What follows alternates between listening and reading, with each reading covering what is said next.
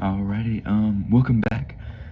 Been a long time since I last did this, but we are kind of doing just a couple verses, but it's really explaining the depth about this chapter. So, welcome back to my, I guess, little devotional channel.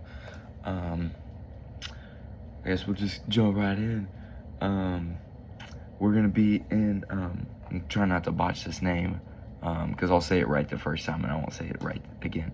We're gonna be in Zephaniah, kind of like the book of Zephaniah, but we're gonna be focusing on just a short couple verses, and then I just got my notes down here, and we're gonna be explaining the book of it, not necessarily the verses, but I mean, we're still gonna read about, what is it, maybe 4 verses, 3 to 4 verses in the actual Bible, and then I got a bunch of notes about the chapter as a whole.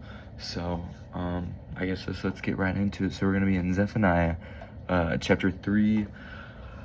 We'll start in verse 14 and we will go to verse 20, so we'll give you some time to get there. Once again, I keep forgetting every time.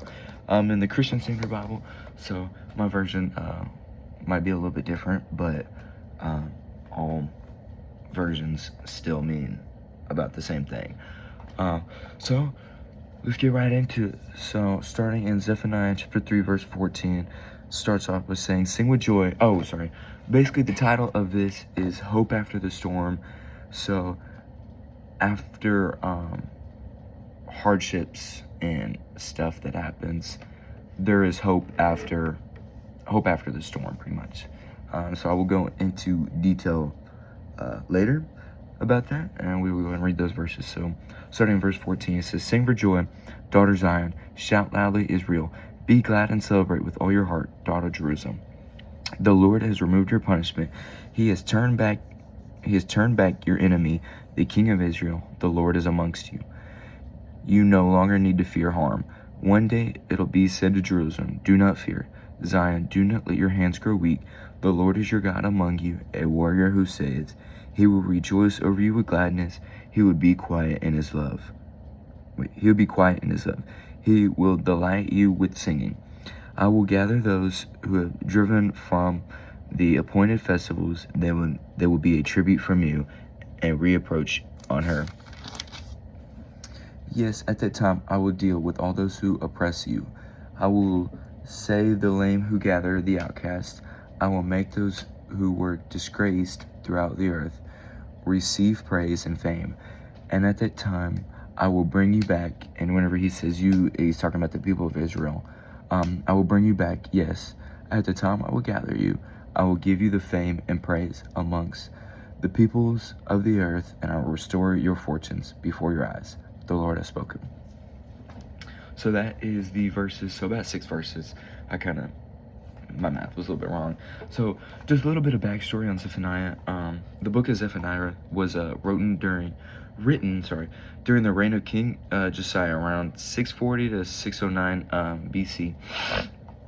And this was a crucial time in Judah's history. Although Josiah was later he also led later religious reforms. The nation had already spent years turning away from God underneath kings, idolatry, injustice, corruption, and spiritual compromise, and it had become so common. And who was Zephaniah? I guess was another question on mine. Zephaniah was a prophet that was sent by God to warn the people of Judah. Unlike many prophets, Zephaniah's family lineage is traced back 4 generations, and many scholars have believed he has been descended from God. Sorry, geez, I'm all over the place. Can't write. From King Hezekiah, giving him royal ancestry. Whether or not he lived in the royal court, God called him to speak the truth to both leaders and ordinary people. And why? I guess like another question that was maybe brought up, it was why did God send Zephaniah? God saw that the people at the time, worshipped false gods amongst him, trusted wealth and political alliances more than God, neglected justice and mistreated others, became spiritually complacent, believed God would neither judge nor intervene. Zephaniah warned that the day of the Lord was coming, a day when God would judge sin. The judgment wasn't only for Judah, but the rest of the surrounding nations that have rejected God and oppressed his people. So, I'm just going to put these up here. So, I guess I should have read that first before I got my verses, but that was kind of the backstory of Zephaniah, I guess, like the chapter as a whole. Mine in my Bible, I guess I'll try to move my notes. It kind of has, if you can kind of see it, has kind of like, it strays away from the verses a little bit, but it'll give you backstory. So that talks about it as well. And then it also, every new chapter has like a little introduction. So this is where I also got kind of my sources. And then I use the Bible app on my phone for just a little bit more help. And then I did use Google for one part. What part was that? I can't remember. But it talked about, oh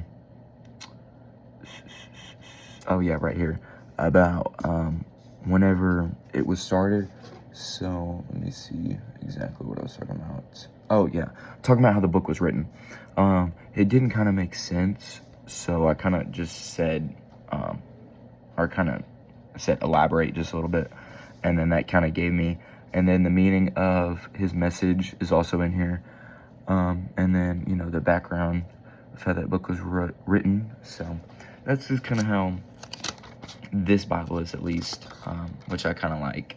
Kind of gives you a better understanding / knowledge of what you're about to read.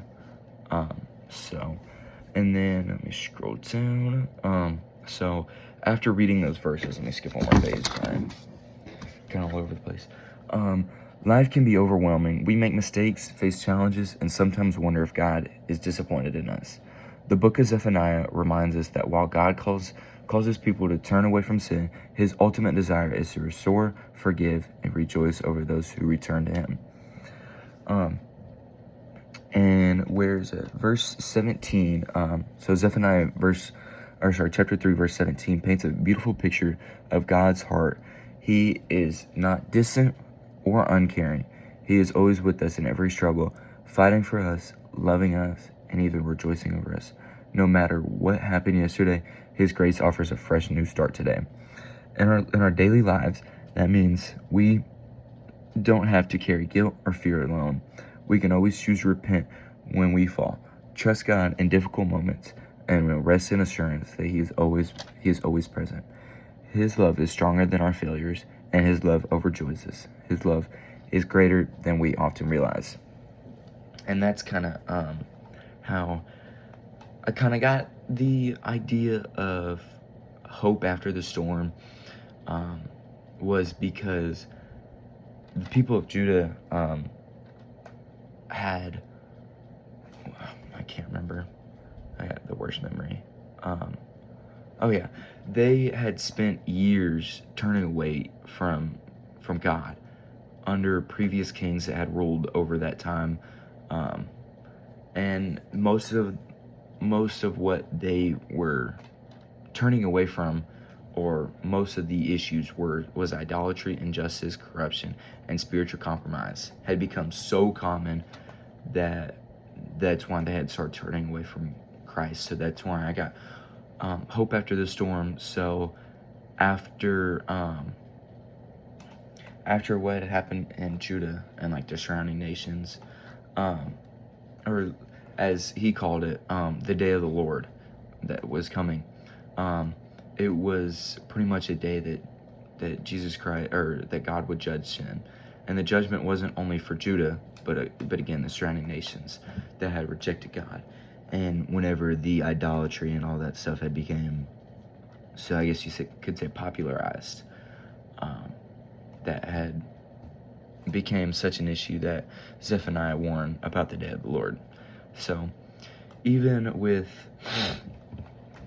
even with life struggles, everything, God has a plan for us. You could say, I can't remember whoever said it or wherever I heard it, but one of my favorite quotes was, I'm gonna try to remember it, was, God is the author. He has the pen of life. He's still writing our story, and us people are still trying to steal the pen away from him. He knows what the future might hold. He knows what will happen. And I think that's what some people forget to realize, is that God is still writing our stories. We are never finished, no matter what. He is always going to be there, and have our back through life. So that's why, life can feel hard at sometimes, but, we make mistakes, we face challenges every day, and then sometimes whenever life gets hard, we think Jesus is not with us, but that's the devil talking to you. Jesus is every step of the way, no matter, even if you feel like he's not, he's going to be there day in and day out. It could be 3 o'clock at night, 3 in the morning, could be, I don't know, say 11:57 at night or something. He's there every step of the way. And he causes people to turn away from sin.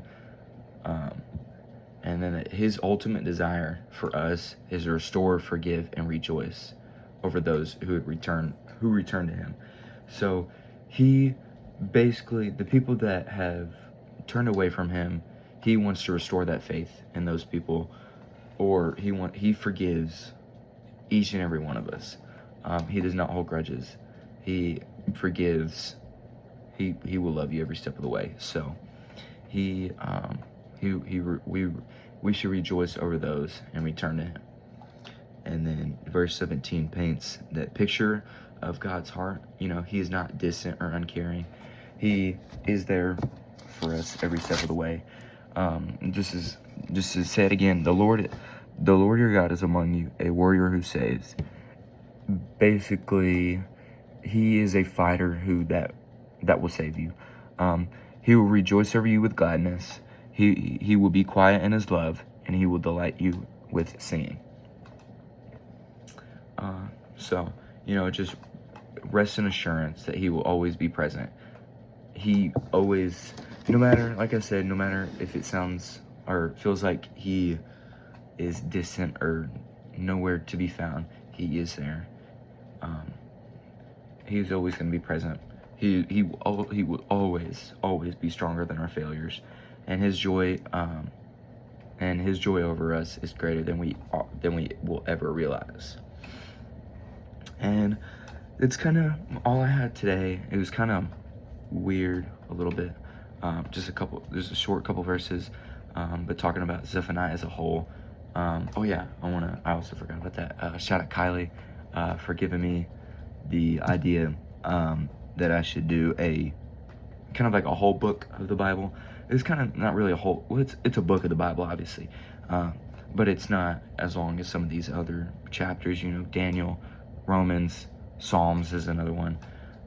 Not as long as some of these, but it's still as powerful as every single book in the Bible. No book is greater than the other. Some might have more than others, but all of them are there for a reason. So I want to thank her for that, giving me that idea. So yes, if you have any other ideas, or if you want to hear any other stories, or if you're struggling with something, I know, I was talking to one of my friends. He, I can't remember exactly, and I don't want to spoil too much, but basically he was going through some hardships, and he was wondering if there was any verses in the Bible about being sad and what should you do about that. So I gave him a couple verses for him to look at, and just a little bit to look into. No matter what you're facing in life, there's always an outcome, and Jesus Christ is the way, the truth, and the light. So if you have any, if you want to hear anything like that, just leave them in the comments. I will gather up a couple verses and make a video about that, and I'll shout you out as well, so you'll know which video to come back to, and I'll also leave it in the title, which will make it better if you're ever wanting to look back. And that's kind of all I have today. I think I ran through my little checklist I always got to do. So yeah, if you got any other questions, leave them down below. I will try my best to answer them to the best of my ability. But we will go ahead and do our prayer. And I want to thank you for your time. This one was a little bit longer, but this one also was kind of going over the whole book. And I think it's three whole chapters and about a handful of verses. Try to get an accurate number. 18, 15, so about 50 verses. Three chapters, 50 verses in total. But I still think it's a pretty good book of the Bible. So, you know, if you ever have any free time, I would recommend the book of Zephaniah. And also, you know, if you do look into it, book of Daniel is really good. That and Romans are my favorite books of the Bible. They just mean a lot. There's a lot of good conversations in there. There's a lot of good things you can learn from that. I know at church camp a couple weeks ago, we had class and we studied Daniel a lot, and that kind of opened my eyes a little bit more to the book of Daniel, which is really good. And we were also in the book of Romans for some of the nightly passages, so that was also good to hear. But I think those and then Revelations would also be a good one. All the books of the Bible are really good. It's just I think those speak to me the most, or have the most interest for me. So if you'll ever have any time, I think those would be pretty good books of the Bible to read. But I will close this off in prayer, and I just want to thank all y'all for your time. You know, sitting through, I think, maybe 15 minutes and hearing me speak about the Lord. But I feel bad with me in prayer. Heavenly Father, thank you for never giving up on me. Help me turn away from anything that pulls me away from you and trust in your unfailing love. Remind me each day that you are with me, fighting for me, and rejoicing over me. Let my life reflect your grace and goodness. In Jesus' name, amen. Alrighty, that is all I have for us today. Thank you for sticking with me for so long. I know this is going to be one of the longer episodes, but you know, just talking about the whole book of Zephaniah. So if you ever got any downtime or anything, I definitely recommend looking at the book of Zephaniah. It's a really good book. So with that, I thank you for your time. Thank you for spending these past 18 minutes with me learning about the book of Zephaniah. Thank you, Kylie, for today's topic. And you know, if you got any other questions, comments, concerns, leave them down below. I'll answer them to the best of my ability. And thank you all for tuning in and giving me your time. Thank you.